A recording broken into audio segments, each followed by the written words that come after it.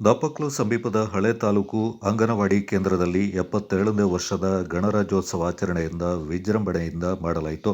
ಕಾರ್ಯಕ್ರಮದ ಅಧ್ಯಕ್ಷತೆಯಿಂದ ದಾಪಕ್ಲು ಗ್ರಾಮ ಪಂಚಾಯಿತಿ ಸದಸ್ಯ ಅರುಣ್ ಬೇಬ ವಹಿಸಿ ಗಣರಾಜ್ಯೋತ್ಸವದ ಬಗ್ಗೆ ತಮ್ಮ ಶ್ಲಾಘನೆಯನ್ನು ವ್ಯಕ್ತಪಡಿಸಿದರು. ಕೊಳಕೇರಿ ದವಸ ಭಂಡಾರದ ಅಧ್ಯಕ್ಷ ಕುಂಡ್ಯೋಳಂಡ ರಮೇಶ್ ಮುದ್ದಯ್ಯ ಕಾರ್ಯಕ್ರಮದ ಬಗ್ಗೆ ಮೆಚ್ಚುಗೆಯಿಂದ ವ್ಯಕ್ತಪಡಿಸಿದರು. ಮುಖ್ಯ ಅತಿಥಿ ಮುಂಡಂಡ ಕವಿತಾ ಅಯ್ಯಣ್ಣ ಅವರು ಮಾತನಾಡಿ, ಶಿಕ್ಷಕರೊಂದಿಗೆ ಪೋಷಕರು ಸಹಕರಿಸಬೇಕು. ಮಕ್ಕಳೊಂದಿಗೆ ಪೋಷಕರು ಮನೆಯಲ್ಲಿ ಪ್ರತಿದಿನ ಅರ್ಧ ಗಂಟೆಯ ಕಾಲವಾದರೂ ಪಾಠ ಹೇಳಿಕೊಡಬೇಕೆಂದರು. ದಾಪಕ್ಲು ಪೊಂಬಕ್ಕಡ ಕೂಟದ ಅಧ್ಯಕ್ಷೆ ಬಾಳೆಯಡ ನಿಶಾ ಮೇದಪ್ಪ ಮಾತನಾಡಿ, ಸಂವಿಧಾನದ ಬಗ್ಗೆ ಹಾಗೂ ಪುಟಾಣಿ ಮಕ್ಕಳ ಕಾರ್ಯಕ್ರಮವನ್ನು ನೋಡಿ ತುಂಬಾ ಮೆಚ್ಚುಗೆಯನ್ನು ವ್ಯಕ್ತಪಡಿಸಿದರು.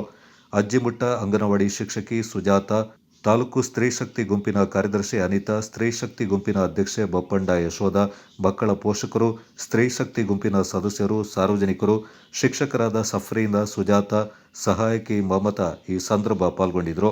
Kodagu channel news Duggala Sadananda, Napoklu.